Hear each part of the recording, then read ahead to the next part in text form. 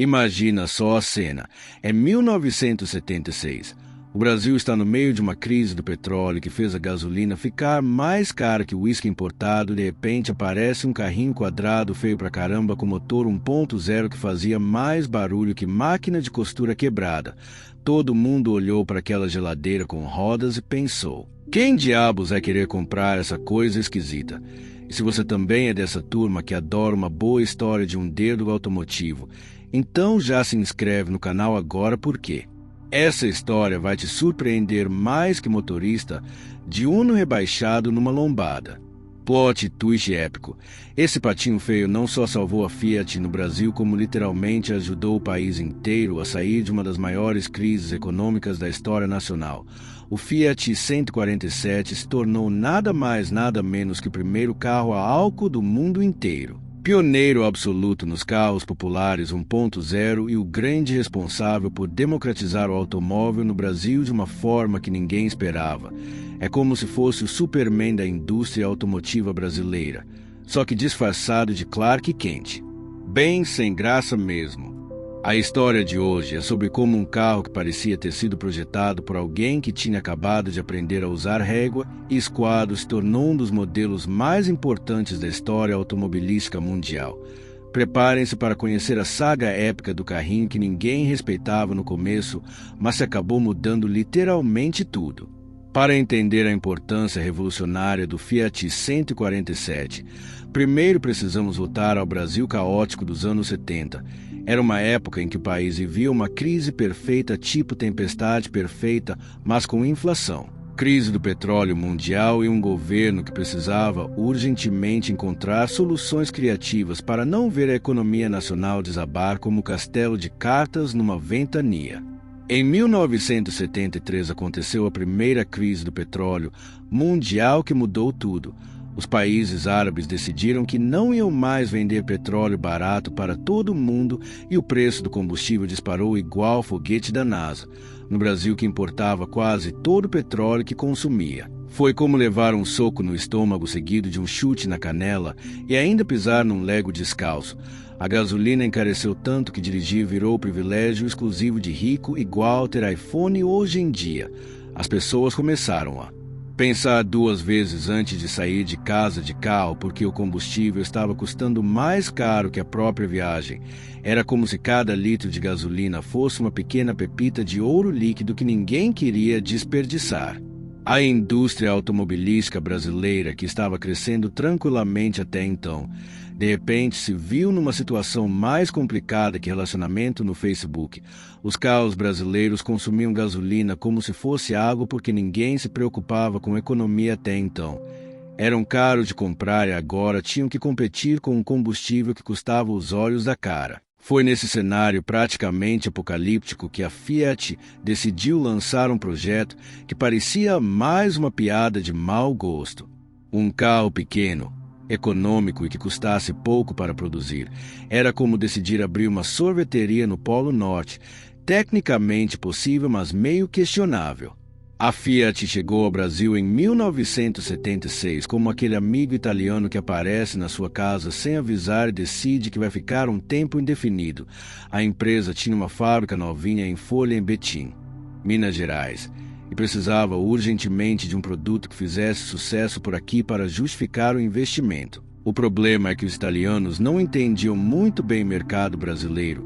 Eles olhavam para o país e viam um lugar quente, grande, com muita gente, mas não faziam a menor ideia do que os brasileiros realmente queriam num carro.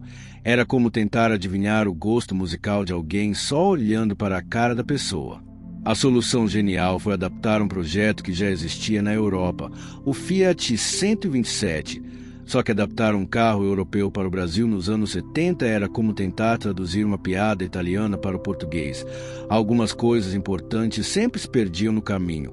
O Fiat 127 europeu era um carrinho até bonitinho e moderno para os padrões da época. Quando virou o Fiat 147 brasileiro, ganhou uma cara mais robusta, ou seja, mais quadrada que caixa de sapato, suspensão mais alta para aguentar as ruas. brasileira se parecia um campo de batalha da Segunda Guerra Mundial e um motor que foi desenvolvido especificamente para ser econômico. O resultado final foi um carro que parecia ter sido projetado por um engenheiro muito prático, mas com zero senso estético. Era funcional como canivete suíço, mas definitivamente não ganharia nenhum concurso de beleza automotiva. Quando o Fiat 147 foi lançado oficialmente em setembro de 1976, a reação do público brasileiro foi, digamos assim, morna como café esquecido. As pessoas olhavam para aquela caixinha com roda e não sabiam muito bem o que pensar. Era pequeno demais para ser um carro de família tradicional, simples demais para impressionar qualquer vizinho e diferente demais do que já existia no mercado nacional. A concorrência ria discretamente. A Volkswagen dominava o mercado brasileiro com o Fusca e o Passat. Provavelmente pensou: deixe os italianos brincarem com seus carrinhos de brinquedo, enquanto isso a gente continua vendendo carros de verdade. A Ford e a GM também não se preocuparam muito. Afinal, quem ia querer trocar um Chevette ou um Corcel por aquela geladeira Brastemp com motor? As primeiras avaliações da imprensa especializada foram educadamente cruéis, como o professor corrigindo prova. Os jornalistas especializados elogiavam a economia de combustível, que era realmente impressionante, mas criticavam praticamente tudo o resto. Design questionável, acabamento simples demais, motor barulhento como liquidificador velho e uma dirigibilidade que lembrava mais um kart do que um carro de verdade. O público inicial do 147 era bem específico. Pessoas que precisavam de um carro barato, econômico e que não se importavam muito com aparências. Era o carro perfeito para o brasileiro médio dos anos 70, alguém que estava mais preocupado em economizar na gasolina do que impressionar os vizinhos com o status. Mas a Fiat tinha um trunfo secreto na manga que ninguém esperava e que mudaria completamente o jogo. Em 1979, 3 anos depois do lançamento inicial, aconteceu algo que ninguém viu chegando nem de binóculo. A Fiat lançou a primeira versão a álcool do mundo do 147. Não foi apenas o primeiro carro a álcool do Brasil. Foi literalmente o primeiro carro a álcool em produção em série do planeta Terra inteiro. Para entender a dimensão épica dessa façanha histórica, imaginem, enquanto o resto do mundo ainda estava tentando descobrir como lidar com a crise do petróleo, o Brasil, com a ajuda da Fiat, estava literalmente inventando uma alternativa revolucionária. E se você está curtindo essa história incrível de como um carrinho feio mudou a história do Brasil e do mundo, não esquece de se inscrever no canal e deixar aquele like maroto, porque aqui a gente tem muito mais conteúdo sobre carros que marcaram época, inovações brasileiras que surpreenderam o mundo inteiro e histórias fascinantes que mostram como a indústria automotiva pode impactar uma sociedade inteira. Bora fazer parte dessa família nostálgica. O projeto Pro Álcool, lançado pelo governo brasileiro em 1975, estava procurando desesperadamente uma forma de reduzir a dependência do petróleo importado. A ideia genial era usar álcool da cana-de-açúcar como combustível, algo que o Brasil produzia em quantidade industrial e que era renovável. Era genial na teoria, como muitas coisas brasileiras, mas precisava de um carro que realmente funcionasse bem com esse combustível alternativo. A Fiat topou o desafio como aventureira corajosa.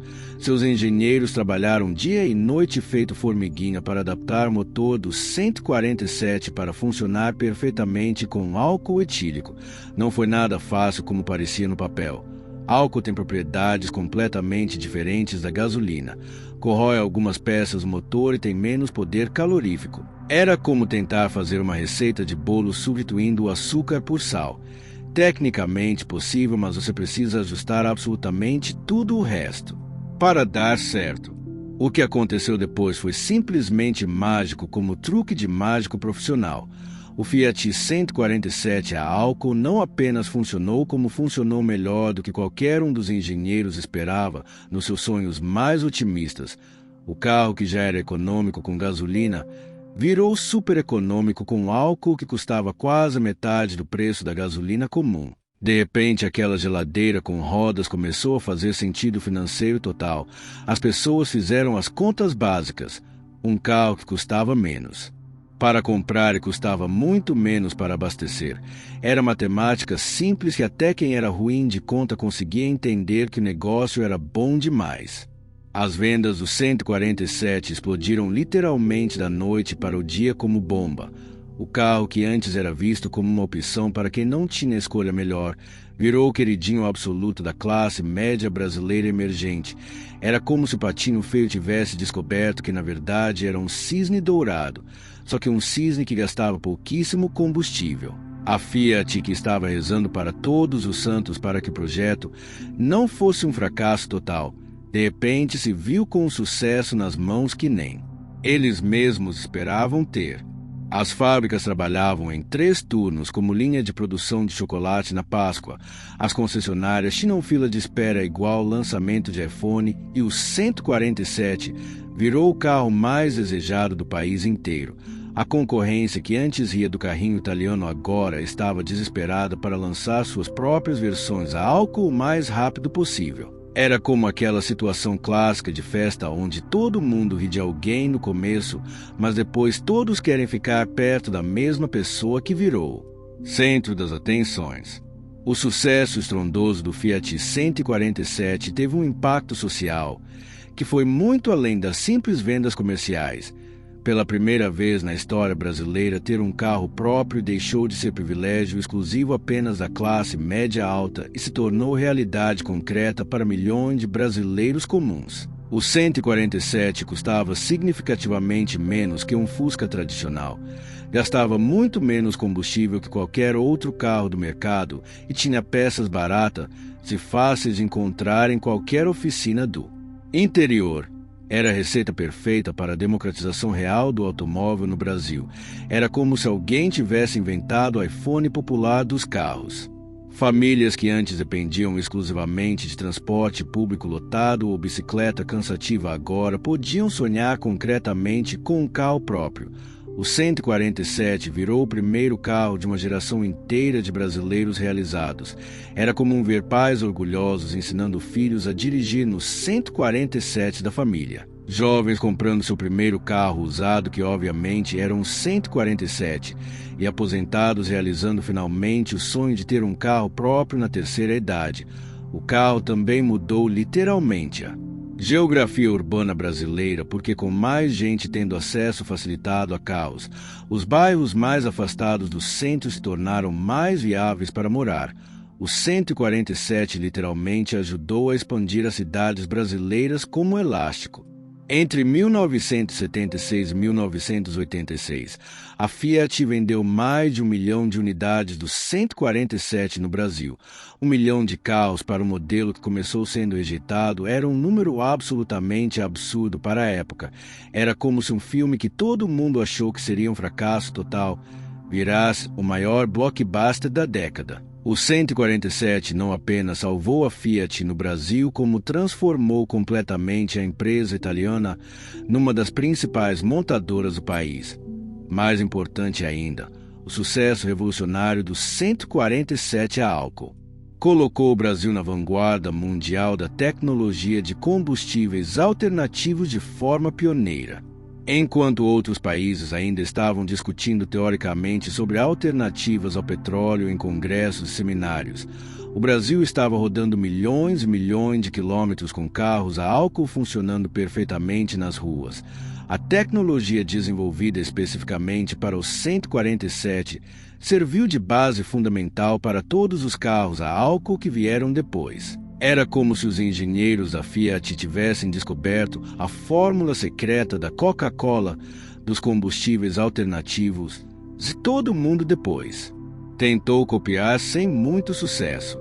Além da revolução histórica do álcool, o Fiat 147 trouxe várias inovações técnicas importantes que mudaram definitivamente a indústria automobilística brasileira. Foi um dos primeiros carros populares com motor transversal no país. Tinha uma relação peso-potência muito boa para a época e sua manutenção era absurdamente simples como trocar lâmpada. O motor do 147 era tão simples que praticamente qualquer mecânico conseguia mexer nele sem precisar de curso especializado. Não tinha eletrônica complicada, Não tinha sistemas complexos que davam defeito. Era quase como os motores dos anos 50, só que muito mais eficiente. Era o sonho realizado de qualquer dono de oficina e o pesadelo de qualquer montadora que queria vender peças caras e complicadas. O sucesso inesperado do 147 pegou toda a concorrência completamente de calças curtas.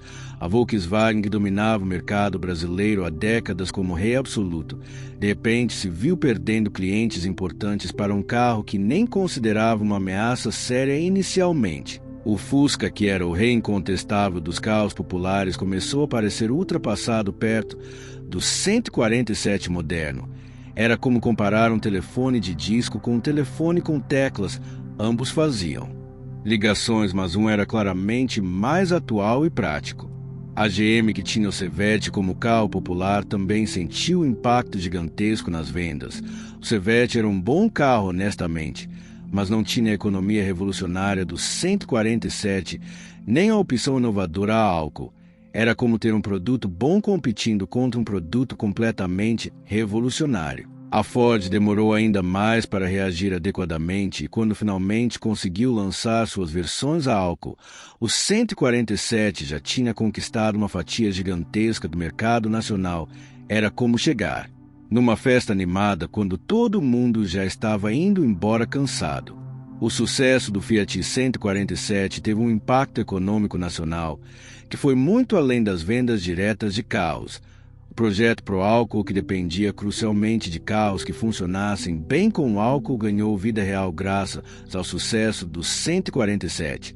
O Brasil começou a produzir álcool combustível em escala industrial massiva, criando milhares de empregos diretos e indiretos no setor sucroalcooleiro. Era como se o país tivesse descoberto uma nova vocação econômica importante da noite para o dia. A redução significativa da importação de petróleo também ajudou tremendamente a melhorar a balança comercial brasileira, que estava no vermelho. Em vez de mandar dólares preciosos para o exterior para comprar gasolina importada, o país estava usando seu próprio álcool produzido internamente. Era como trocar definitivamente o aluguel caro pela casa própria. O dinheiro ficava circulando no Brasil, gerando empregos e riqueza nacional. A tecnologia desenvolvida para carros a álcool também começou a ser exportada como produto de valor agregado. O Brasil virou referência mundial respeitada em combustíveis alternativos. Entre 1979 e 1983, o Fiat 147 viveu seus anos dourados como estrela de cinema. Era o carro mais vendido do Brasil disparado, o mais econômico de todos e o que melhor representava o espírito otimista da época de fazer mais gastando menos. A Fiat esperta aproveitou o sucesso para lançar várias versões diferentes do 147, CL básica para o povo, GL intermediária para a classe média, GLS topo de linha para quem queria luxo, e até versões especiais como o 147 City 147 Espaço. Era como uma família completa de carros, todos baseados na mesma fórmula comprovada de sucesso. O carro também ganhou melhorias importantes ao longo dos anos.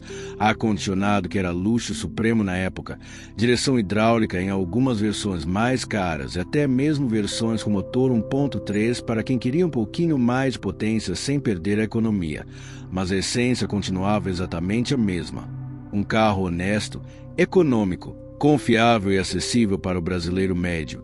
Era a fórmula que funcionava perfeitamente e a Fiat teve a sabedoria italiana de não mexer muito nela. O sucesso do 147 era tão óbvio e impressionante que eventualmente toda a concorrência conseguiu copiar a fórmula básica. A Volkswagen lançou o Gol em 1980, um carro que claramente se inspirou no conceito revolucionário do 147. Pequeno, econômico, moderno e acessível. A GM reformulou completamente o Chevette e lançou versões a álcool para não ficar para trás. A Ford também finalmente entrou na dança com seus carros a álcool. De repente, todo mundo estava fazendo carros pequenos econômicos a álcool como se fosse a descoberta da roda. A diferença crucial é que agora a concorrência tinha aprendido inteligentemente com os erros e acertos do pioneiro 147. Os novos carros eram mais bonitos, mais refinados, mais confortáveis e mais bem acabados. O pioneiro estava sendo gradualmente superado por quem chegou depois com mais preparo e recursos. Era como ser o primeiro a chegar numa festa e organizar tudo perfeitamente. Mas depois todo mundo chega mais bem vestido, melhor preparado. Você ainda merece todo o crédito por ter começado a revolução, mas não é mais necessariamente o centro absoluto das atenções. A partir de meados dos anos 80, a Fiat percebeu que precisava urgentemente atualizar o 147 para não perder mercado para a concorrência mais moderna. O problema é que mexer numa fórmula de sucesso comprovada é sempre muito arriscado. Você pode melhorar significativamente o produto ou acabar destruindo completamente o que fazia ele especial e único. A Fiat optou por uma evolução gradual e cuidadosa. Melhorou o acabamento interno, atualizou o design dentro do possível sem perder a identidade.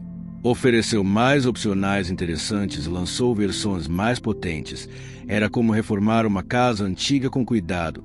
Você quer modernizar sem perder o charme original que todo mundo ama. O problema é que, ao tentar acompanhar desesperadamente a concorrência mais moderna, o 147 começou a perder algumas das características essenciais que o tornavam especial e único. Ficou mais caro, mais complexo, menos honesto na proposta original. Era como se tivesse perdido um pouco da alma pura no processo de modernização forçada. Quando o Fiat 147 foi finalmente descontinuado em 1986, deixou um legado histórico que ninguém poderia prever quando foi lançado 10 anos antes. Não foi apenas um carro de sucesso comercial, foi literalmente o carro que mudou completamente a indústria automobilística brasileira para sempre. O 147 provou de forma definitiva que o mercado brasileiro queria e precisava de carros pequenos, econômicos e honestos. Mostrou que inovação tecnológica como o álcool podia ser um diferencial competitivo gigantesco e demonstrou que não era preciso ser bonito pelos padrões convencionais para ser extremamente bem-sucedido. Bastava ser genuinamente útil para o consumidor. A história fascinante do Fiat 147 nos ensina várias lições importantes sobre inovação, mercado e timing perfeito. A primeira lição é que às vezes as melhores soluções vêm de necessidades reais e urgentes, não de laboratórios de luxo desconectados da realidade. O 147 não foi criado para ser revolucionário. Foi criado para resolver um problema real e concreto. A necessidade de carros econômicos numa época de combustível caríssimo. A revolução aconteceu naturalmente porque a solução foi perfeita para o momento histórico. A segunda lição valiosa é sobre não julgar pelas aparências superficiais. O 147 nunca foi bonito pelos padrões convencionais de design, mas tinha algo muito mais importante e duradouro: funcionalidade exemplar. Era a prova viva de que substância pode ser infinitamente mais importante que estilo superficial. A terceira lição é sobre timing perfeito. O 147 chegou na hora exata em que o mercado precisava desesperadamente dele. Se tivesse sido lançado 5 anos antes ou 5 anos depois, talvez não tivesse o mesmo impacto revolucionário. Às vezes, ter o produto certo na hora certa vale muito mais que ter o produto perfeito na hora errada. O impacto do Fiat 147 na sociedade brasileira foi muito além dos impressionantes números de venda. Ele democratizou definitivamente o acesso ao automóvel, ajudou a criar uma indústria nacional de combustíveis alternativo, desmudou completamente a forma como brasileiros viam os carros. Antes do 147 carro era artigo de luxo exclusivo. Depois do 147 carro, virou ferramenta de trabalho acessível, meio de transporte democrático e sonho realizável para a classe média emergente. Era como se tivesse transformado o carro de produto de rico para produto do povo trabalhador. O 147 também mudou a indústria automobilística mundial de forma pioneira. Outros países começaram a estudar seriamente a experiência brasileira bem-sucedida com álcool combustível e muitas das tecnologias desenvolvidas especificamente aqui influenciaram carros em todo o mundo. A grande ironia histórica da história do Fiat 147 é que ele se tornou um sucesso mundial exatamente por não tentar ser aquilo que todos esperavam tradicionalmente de um carro, enquanto a concorrência tentava fazer carros. Completos em tudo, a Fiat fez um carro suficiente e focado.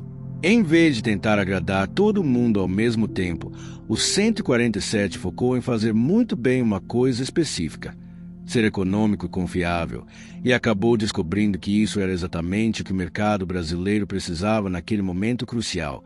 Era como aquele restaurante especializado que serve apenas um prato, mas serve melhor que qualquer outro lugar da cidade. Em vez de ter um cardápio gigante com pratos mediocres, preferiu ter um cardápio pequeno com um prato excepcional. Quando o Fiat 147 saiu definitivamente de linha em 1986, levou consigo toda uma era da indústria automobilística brasileira. Era o fim dos carros simples, honestos, sem firulas desnecessárias.